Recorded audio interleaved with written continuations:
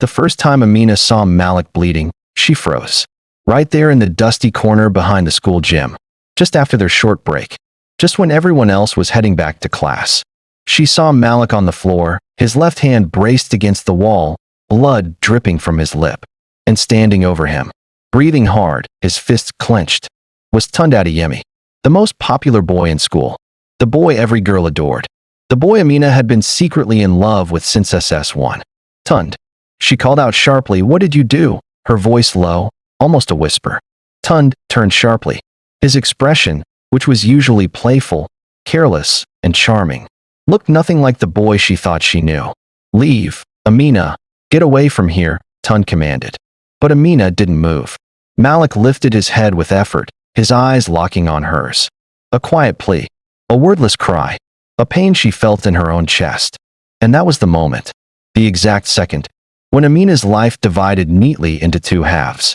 The girl she had been before Malik's eyes met hers. And the girl she became after her eyes met Malik's. Because that look was raw, wounded, and unguarded. It was the moment she realized that. She didn't just care about Tunde. She cared about him too. Malik. The boy nobody noticed. The boy who didn't talk much. The boy who was now lying in his own blood because of her. Everything that happened after. The jealousy. The secrets. The heartbreak. The betrayal. The night that changed every friendship forever.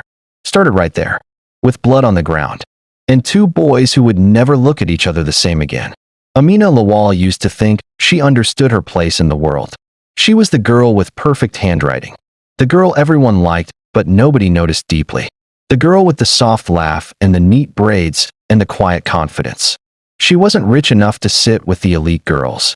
But she wasn't struggling enough to belong to the humble group either. She was categorized in school as a mixed class. Those who belonged to the middle ground because they were neither rich nor poor. The invisible middle child of the whole school. And she liked it that way. It was peaceful and predictable. Until two boys disrupted her carefully balanced life. Tunde, the boy she has always admired from afar, and Malik Isa, the boy who has always admired her quietly without her knowing. Both of them lived in two different worlds. Tunde belonged to wealth, the top 1%, the elite with swagger, attention, and noise. Malik belonged to silence, real-life responsibilities, and hard work. Amina was stuck somewhere in between. The bridge neither boy expected to cross. Tunde walked through the school corridors like he owned the entire school. He was tall and handsome, the kind of boy whose presence changed the aesthetics of a place. He played basketball. He was funny and always cracked jokes effortlessly. The teachers favored him, and the students adored him. And he liked Amina. He didn't make it obvious or showed it loudly. He didn't chase her the way other boys in school chased the girls they liked. But whenever she laughed at something, his eyes always found her. Whenever she was walking alone, he appeared mysteriously beside her.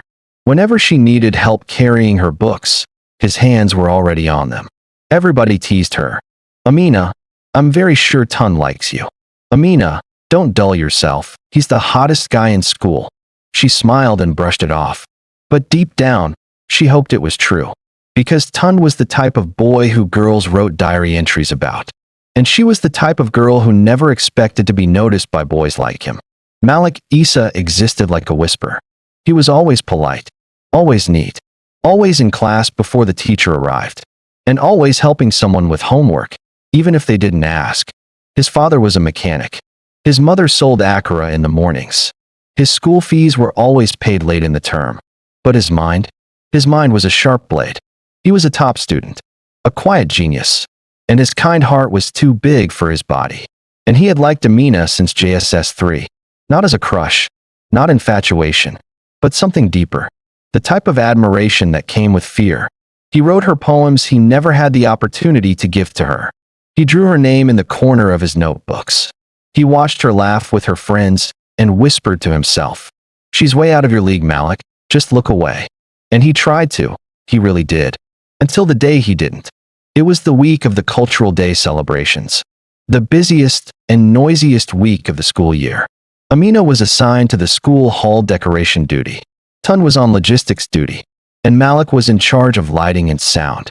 That was the week their three worlds collided. Amina had climbed a plastic stool to hang some ribbons on the wall. The stool shook abruptly. Her right leg slipped, and she gasped. Before she fell to the ground, someone caught her. She felt an arm around her waist, in a firm grip, with steady breathing. "Tunde?" she whispered. But there was no response. It wasn't Tunde. She turned sharply. It was Malik. For a moment, she forgot how to breathe. He didn't let go immediately. He held her gently, carefully, like she was something very delicate. "Are you okay?" he said softly. The softness startled her. Nobody spoke to her like that. Ever. "Yeah, I'm good. Thank you," she whispered. Malik nodded and stepped back. But Tunde had seen it all unfold. From across the hall, his jaw tightened. His hand curled around the chair he was lifting. And that was how the first seed of jealousy was planted. Amina began to notice the little things she hadn't seen before. Malik helping junior students to pick theater books that fell on the floor. Malik fixing extension cords during the orientation ceremony. Malik smiling to himself when he solved a difficult math problem. Malik avoiding her eyes whenever she caught him looking at her. She didn't understand the warm flutter she felt inside her. This wasn't what she wanted. She liked Tunde, and everybody said Tunde liked her too. Life was supposed to be simple. Then why did she feel like Malik saw her deeper than anyone has ever had? Tunde noticed the shift too. He tried harder to keep her attention to himself by bringing her snacks, offering to walk her to the tuck shop during long breaks, standing closer during committee meetings, and making jokes louder and funnier because he wanted her to laugh. And she did, because she still liked him. But every time she laughed with Tunde, her eyes always drifted to Malik, as if she wanted him to notice her laughter. And every time she spoke to Malik, her heart whispered Tunde's name. She was living between two boys, and neither of them knew how deeply they would wound each other.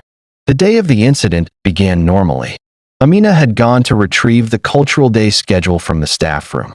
She took a shortcut behind the gym, and then she heard voices. Very angry voices. Two male voices, rising and clashing and echoing. She knew without thinking that it was Tunde and Malik. Her heart slammed against her ribcage. She ran as fast as she could, and then she saw it. Malik was on the ground. Tunde was standing above him, breathing like a man who had lost control. She didn't see the punch. She didn't hear the words that were exchanged. All she saw was Malik's blood and Tunde's rage. "Tunde, what did you do?" she whispered in shock. Tunde looked at her like her presence hurt him. "Amina, leave, please." But she didn't leave. She knelt down beside Malik, touching his arm and helping him up.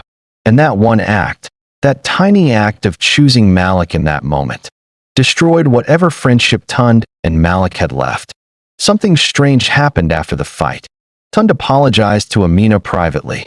They told the teachers that Malik slipped on the stairs. Tunde took punishment and let the matter die. But later that week, Amina learned the truth of what had happened. Tunde had thrown the first punch. Why? Because someone from JSS2 told Tunde that Malik liked Amina. That was all, and that was enough to rile him up. A boy as confident as Tunde. A boy who never fought or had to fight anyone. Fought Malik because of her. Her chest tightened with guilt. She felt her breath shake. She didn't ask for this. She wasn't worth all this drama. She confronted Tunde. "Why would you do that?" she screamed. "Malik didn't wrong you." Tunde looked at her like she was the one punching him. "He did," he replied firmly. "How?" she questioned. "He likes you," he answered. Her voice fell to a whisper. "So?" Tunde swallowed. His voice dropped to something dark, something raw. "I like you too, Amina, and I don't like sharing." There was a school bonfire event that Friday. The students danced around the fire. Loud music blasted in the entire school. The teachers were relaxing, using phones to capture memories. Amina stood alone, watching the fire sparks fly into the sky. Malik approached her slowly as he called out to her, "Amina." She turned. Their faces were inches apart. "I didn't want to fight him," Malik said, his voice trembling. "I didn't even want you to know I liked you." Her heart shook a bit. She looked down. "But you helped me," he continued softly. "No one ever helps me." She looked up and realized that he was crying softly, his tears slipping down his cheeks silently. She wiped them gently. She didn't know if it was wrong. She didn't know if she was crossing a line. She didn't know if Tunde was watching. She only knew it felt like Malik's pain belonged in her hands, and she wanted to ease his pain no matter what. Tunde saw them from across the field. In the firelight, Amina wiping Malik's tears. Malik looking at her like she was the only lifeline in a drowning ocean. Something inside Tunde shattered. He turned around and walked away before his tears would betray him. A boy like Tunde didn't cry publicly, but that night, he cried alone in the school bathroom, his fists clenched against the sink, because he realized that Amina was falling for Malik, and he was already too late. The next week, things changed drastically. Students acted differently. There were whispers, rumors, and weird looks. Tunde stopped talking to Amina. He avoided her completely. Malik acted like he didn't deserve to be near her. And Amina? Amina felt her chest tighten every day. She didn't want to choose. She didn't want to hurt either of the boys. She didn't want a love triangle. She wanted to survive secondary school without destroying people's hearts. But the universe had other plans. It was lunchtime. The corridor was quiet. Tunde cornered her gently. Amina, please can we talk? She nodded nervously. He inhaled deeply. I know I'm not the best guy, I know, but I deeply care about you, and I have cared about you for a very long time. She went still. Amina, please choose me, he added convincingly. Amina's heart fluttered, not the light flutter of excitement, but the heavy flutter of panic. She opened her mouth. Tunde, I don't know. He stepped back. He saw the answer before she said it. He whispered, his voice cracking. It's Malik, isn't it? He asked, disappointed. He inhaled deeply, nodded once, and walked away. Tunde didn't tell Malik about it. He didn't have to. Malik overheard some boys talking. Amina likes Malik. Tunde is finished. Two boys fighting over her. Malik has snatched the babe Shah. He froze. He didn't believe it. He didn't want to believe it. He found Amina by the lockers. Amina, what's happening? He asked, why are people saying things? Amina took a deep breath and said, Malik, I never told anyone anything. So you don't like me? He asked. There was silence. He stepped back. That was all the answer he needed. There was a literary club showcase. Amina was performing a spoken word piece. Malik came. Tunde came. And her poem, her trembling, emotional, raw poem, was about a girl torn between two hearts and choosing none because she loved them both in different ways. The entire hall felt it. Malik's eyes widened. Tunde looked down. By the time she finished, she was crying. She couldn't hold the weight of everything that had happened anymore. Both boys walked to her at the same time, but neither of them touched her. She stepped back from them. All I do is break you both, she whispered. I can't choose any one of you, because I don't want to lose any of you. Amina stayed away from both boys for 2 weeks. She focused on schoolwork, joined a charity club, and stopped lingering in hallways waiting for familiar faces. At first, Malik tried to reach out to her, but he stopped. At first, Tunde tried to act normal, but he broke down quietly. And Amina? Amina cried herself to sleep on several nights. Because sometimes the worst part of love is knowing your presence destroys what it touches. Something shifted. They were older now, wiser, and less fragile. Malik walked up to her after the morning assembly. He smiled at her, a real, soft smile. Amina, we are okay, even if you don't choose me. She blinked fast. He smiled and nodded. I mean it, Amina.